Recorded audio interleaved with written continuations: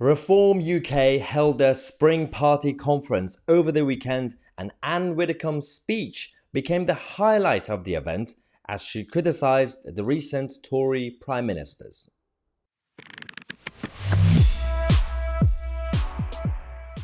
Okay, so over the weekend we had the UK Reform UK conference in Derby. I was actually supposed to go to the conference on Saturday, but there was also the anti-ULEZ march and protest in central London, and I thought, well, between the two, while I'm trying my best to also talk about other parties like Reform UK, because the mainstream media don't really give them enough platform, and it's an important thing to keep talking about the other parties like Reform.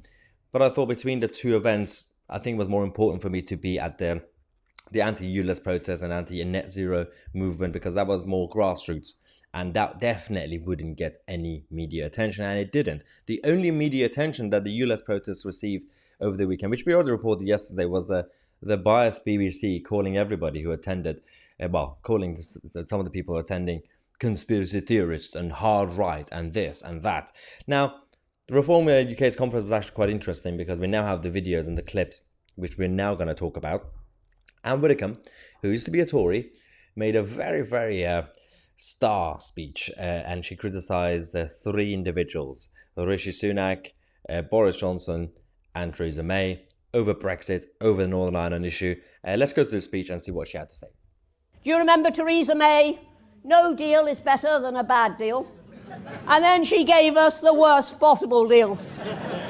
And then along came Boris and he said, no deal is better than a bad deal, and if necessary we will rip up the protocol. And then he gave us just a slightly less bad deal. And then Rishi Sunak comes along and says, we've got a completely new beginning, apparently, according to Rishi Sunak, if you listen to him. He says Northern Ireland can veto EU law. That, ladies and gentlemen, is a straightforward lie. It cannot. Oh, certainly it's theoretical in certain circumstances, but you might as well put somebody in a cell, lock the door, and then say to them, oh, you can come out as long as you can work out how to pick the lock. And that is effectively what they've done with Northern Ireland. They have so hedged about the Stormont break that it is no break at all. And that is what we need to understand. And we were lied to when Rishi came back from that yet another negotiation. You don't have to negotiate a departure. You just go.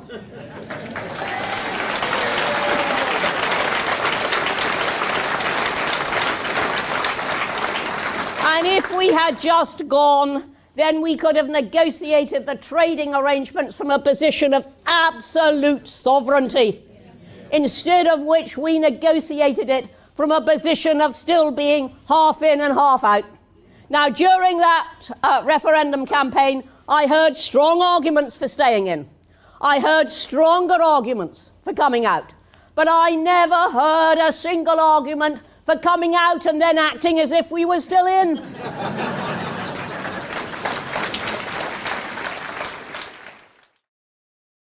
That was absolutely spot on. And put aside the fact that she criticised the way Theresa May, Boris, Rishi, they negotiated their own versions of Brexit deal, especially when it comes to Northern Ireland. That aside, the fundamental issue, which we've been talking about on this channel since, 2018-19, was this.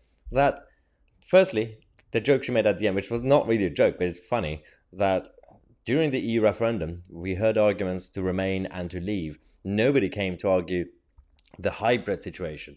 So when a Ramona would see you on the streets or in a shop or in your family parties or whatever, and have a conversation with you and say, it says everything is the Brexit's fault, Brexiteers lied, they didn't give us any explanation of this version of Brexit or that version of Brexit. Well, it wasn't Brexiteers, it wasn't Brexit itself.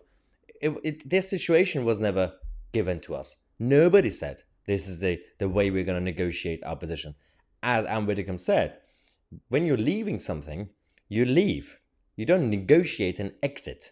You leave first, then if you want to have a trading arrangement, any sort of cooperation, anything, you leave first, you negotiate from the position of power and sovereignty.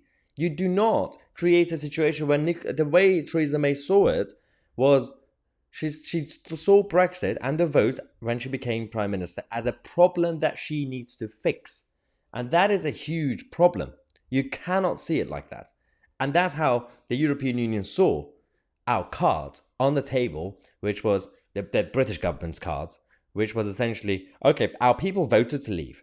So can we work together, Ursula von der Leyen, or at the time Juncker and many others, and see what we can do? That's not the point. We voted to leave. Now, of course, there are different types of Brexiteers out there. Some people just want no deal. Some people want some sort of Norway agreement. Some people just want a basic trade deal. But they all have one thing in common. You leave first and then you negotiate. It shouldn't be rocket science, but of course, the people running the system are a bunch of academic weirdos who didn't really have a good childhood at school, clearly. And they are control freaks now. They want to take it out on us. Anyway, let me know what you think. I'm Mahyar Tousi, and we are the media.